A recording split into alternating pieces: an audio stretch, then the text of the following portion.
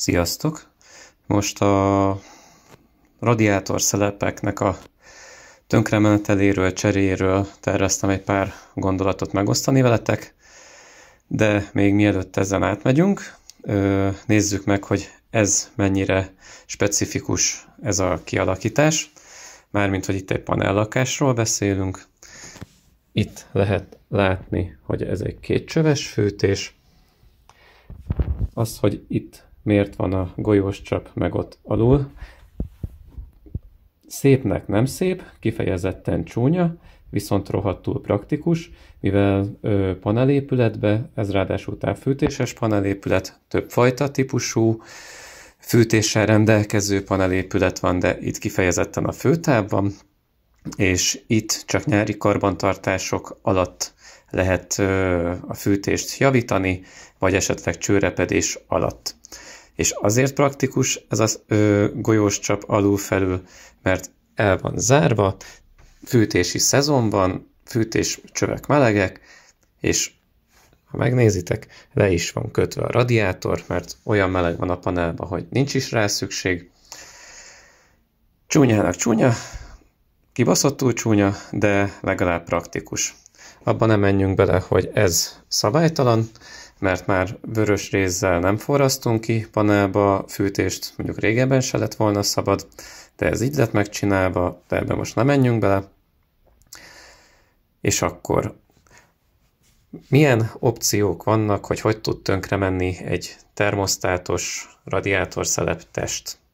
Hát tönkre tud menni úgy, hogy maga a fej megy tönkre, hogy hiába csavargatjátok, egyszerűen nem megy át rajta a víz, az tönkre tud menni a fejbe lévő, mondjuk úgy szenzortól, vagy érzékelőtől, ami szabályozza azt, hogy melyik számhoz melyik hőmérséklet tartozik, az is tönkre tud menni. Tönkre tud menni úgy is, hogy maga ez a picike kis tengely, mivel nyomkodjam meg gyereknek itt a ceruzája, hogyha itt nem mozog ez a picike kis tengely, vagy esetleg be van ragadva, leveszitek a fejet, és utána nem jön ki magától, mint ahogy itt is. Ekkora játéka van csak annak a tengelynek. Ekkora keresztmetszet, hoppá, közben eltöröm a gyerek ceruzáját, ekkora keresztmetszetbe engedi át a vizet.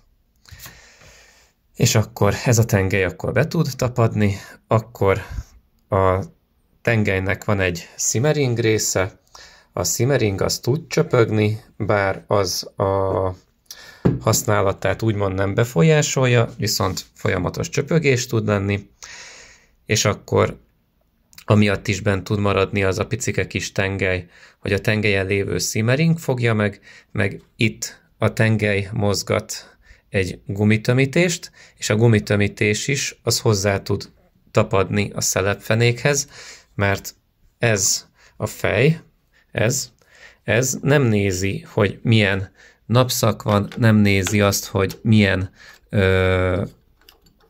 hőmérséklet van télen-nyáron, mármint a hőmérsékletet nézi, csak azt nem nézi, hogy milyen évszak van, hogy nyár, tavasz, stb. Hogyha ez be van állítva mondjuk egy 3-as értékre, akkor az tart 20-22 fok közti hőmérsékletet elméletileg a szobába. Most képzeljük el, hogy van egy nyári állapot, akkor van panellakásban 40 fok, akkor a benne lévő szenzor az le akarja zárni a szelepet, és közben meg rohadtul nincsen rá szükség. Szóval a nyári szezonban ezt célszerű 6-oson tartani, és még akkor is majd megpróbálja elzárni, hogy olyan hőmérséklet van.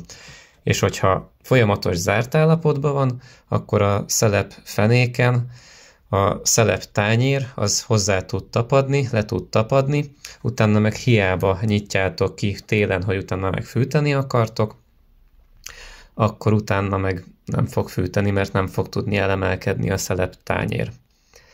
És akkor ezeket a típusú herc testeket, ezeket lehet javítani,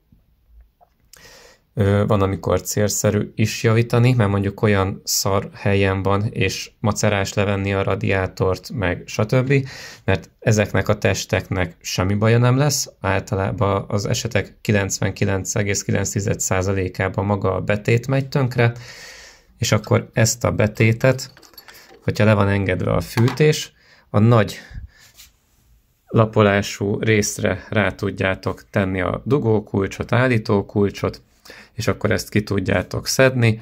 Lehet elméletileg ilyet külön venni, én már láttam webshopba, de boltokban még nem találkoztam bele, de az is jó, ha megvesztek egy komplettet testtel együtt, az új testből kiveszitek a betétet, és beteszitek a régi testbe. És akkor így föl van újítva. Az alsóról most nem szeretnék beszélni, annak úgymond semmi értelme nincs, ha egyáltalán el tud zárni. Ha elzár, akkor nem kell vele foglalkozni, ha nem zár el, akkor csere.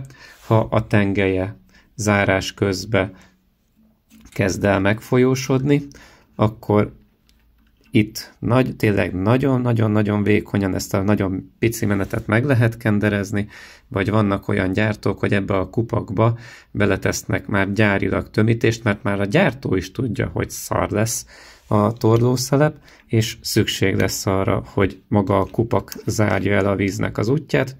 Szóval, ha csak csöpög, akkor nem kell vele foglalkozni, be kell tömíteni a kupakot és kalapkabát. Ha meg nem zár el, akkor meg sajnos ezt cserélni kell. Viszont panelba, ha nem lenne itt ez a csap, akkor az addig csöpög, addig átenged a szeleptest, ameddig nincsen nyári karbantartás. Vannak olyan épületek, ahol a közös képviselő megengedi az ürítést, akár téli szezonban is, de az most már olyan kurva drága lett, hogy most nem akarok hülyeséget mondani, de meg nem is tudom a pontos összeget, de már ha jól emlékszem, akkor 70 000 forint fölött van az, hogy a távfűtőművek kijön, a hőközpontba leengedi a vizet, és utána feltölti. Hogyha ez csak egy órás mutatvány, mármint hogy a szerelés maga kész van mondjuk cirka egy óra alatt, akkor egy óráért fizetsz ki a távfűtőműveknek 70 000 forintot. Van olyan a távfűtőműveknél, hogy készenléti állapot, meg rendelkezésre állási időszak, az a téli időszakon kívül van, akkor ilyen 30-40 000 forint magasságában van, de ezek az összegek folyamatosan változnak. De mondom, ezek a távfűtéses épületekben vannak. Hát, most így hirtelennyében ennyit akartam nektek ledarálni, hogyha esetleg van kérdés, akkor a hozzászólás szekcióba úgy is megtaláltok, és nem fogtok kimélni, meg azzal sem, hogy esetleg milyen fasságokat mondtam. Na, mindegy. Sziasztok!